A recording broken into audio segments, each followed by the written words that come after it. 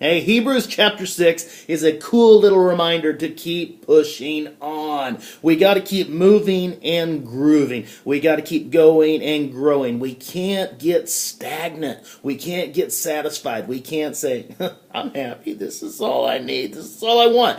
We need to keep moving in the ways of God. Verse 11 in the NLT says this, keep on loving others as long as life lasts. Keep on loving as long as life lasts. Keep on moving, keep on grooving. If we stop loving, we become spiritually dull and indifferent, which to me sounds pretty just unfun. Sounds pretty boring. I don't want to be spiritually dull. I want to be vibrant. I want to be exciting. I want to keep living. I want to keep loving. I want to keep growing. And growing is not as complicated as sometimes we make it out to be. It's if you look, just get a lesson from actual agriculture.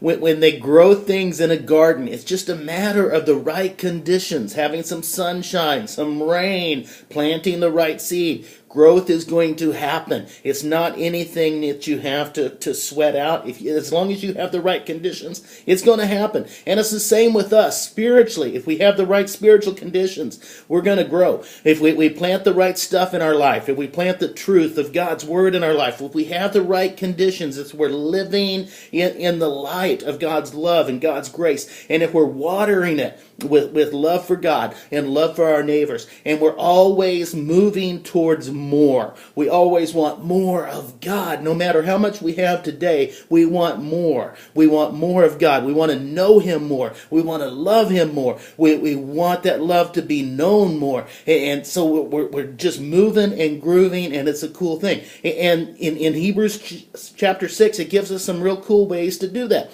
In verse 12, it says this, we want you to walk in the footsteps of the faithful who came before you, from whom you can learn to be steadfast in pursuing the promises of God. Walk in the footsteps of those who have gone before us and watch how they pursued the promises of God. It kind of reminds me of when I was a little kid.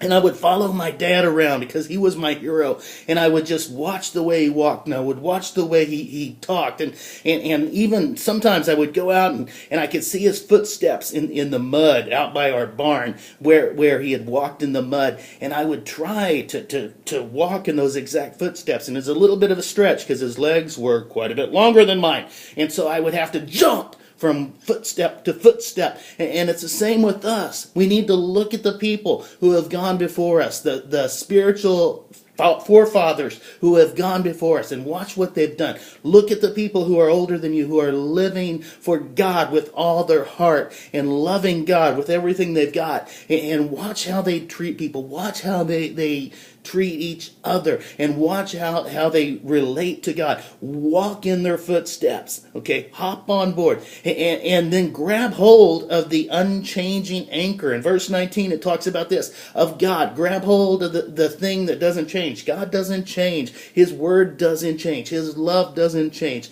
And He steadies our restless soul.